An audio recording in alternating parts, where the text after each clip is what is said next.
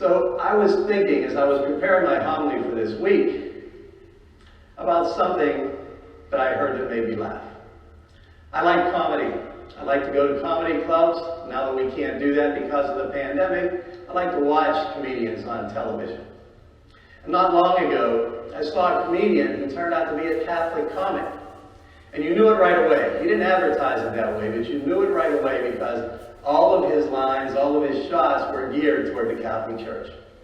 Not in a disrespectful way. It's just a fun way that we can look at ourselves in the different things we do, the different rituals we have. He did a routine on the confessional. He did a routine on people receiving communion. But the one that struck me and came back to me today was the little skit he did about prayer. And I'll try to imitate what he did, but I won't do anywhere near the justice that he did, make you laugh. But he said, a lot of Catholics pray as if they're on a game show. Pray as if they're going to be on, let's make a deal with God.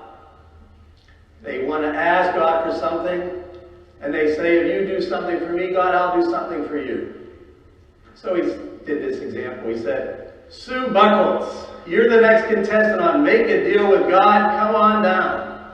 And Sue comes running on down, jumps up in front of the microphone. God's up there on stage, and he says hello to Sue. He said, Sue, what prize did you have your mind on today?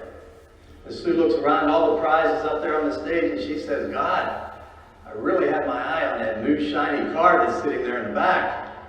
And God gets a big smile on his face. He said, good choice, Sue. That's the best prize of the day. So God says to Sue, Sue, what will you do for me if I give you that car? So Sue's thinking real quick. She said, oh God, I promise I'll go to church every Sunday for the rest of my life. God said, you don't do that now, Sue? So Sue's thinking again real quick. Well, God, I'll try to be a better person. I'll try not to talk about people unless I'm saying something positive about them. God said to Sue, you're on the right track now, Sue. How about one more, something good that you'll do for me? And Sue said, Lord, I'll try to keep you close to me every day of my life. Jackpot, God said. Sue, come up here, get your keys, and drive off in that brand new car. Now, that was a comedy routine. I'm sure that's not how any of us pray. But how many of you, be honest, how many of you at some time in your life haven't prayed somewhat like that to God?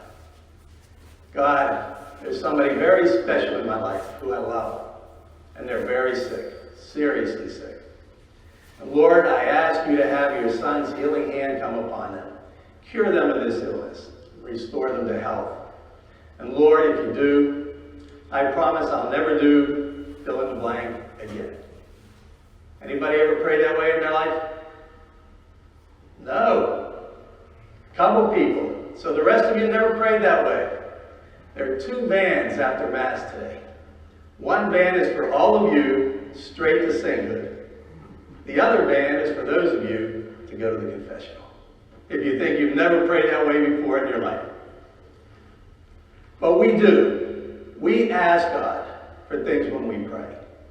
And we should ask God for things when we pray. But we should always pray to God in the right way. In our first reading, or our second reading today, in one of Paul's letters to the Romans, we hear Paul explaining who God is. He is everything. In those 5 short sentences that we heard, Paul explained how God is all, in all, and the be all to everything.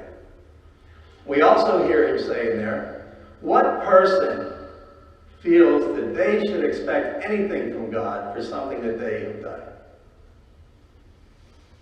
God has already given us everything. Everything that we have is from God. So there isn't anything more that we can do for God to get more from God. He gives us everything. He knows what we need. He gives us what we need, even if it's not what we think we need. But sometimes we just don't understand who God is. And Jesus ran into that in our gospel reading today. When he asked his buddies, his disciples, he said, hey, you guys are out among the people every day. You hear what's going on. Who do the people say that I am? And we hear all their replies. Well, You're John the Baptist, some say, or Elijah, or one of the prophets. And Jesus looks at them and he says, but who do you say that I am? And Peter jumps right up and says, you are the Christ, the Son of the living God. And Jesus says, yes, Peter, you are right. Peter knows who God is. We know who God is. Because we've learned our faith. You're here today because you know who Jesus is. You don't need anyone to tell you that, or you don't need to answer that question. But what if, over the next week sometime, we take a little quiet time when we are praying, and we turn that question a little bit differently. And instead of having Jesus ask us, who do you think that I am? How about if we think, who is Jesus to me? What type of relationship do I have with Jesus? Do I have a close personal relationship with him? Or is he just this deity up in the heavens that we just pray to but we're scared to death of? Or do we have that close personal relationship with him that he wants to have with each one of us?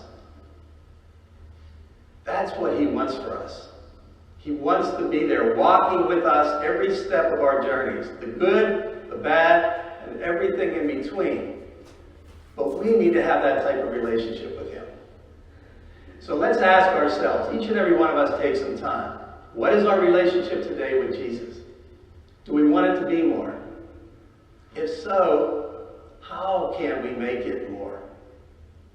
And I have a couple suggestions for you.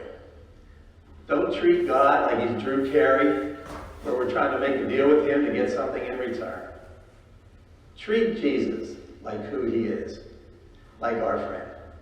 And each and every time you pray, here's 2 hints to help you become closer to Jesus. Before you ask for anything, thank him for everything. For everything that you have in your life, thank him first. Then ask him for that important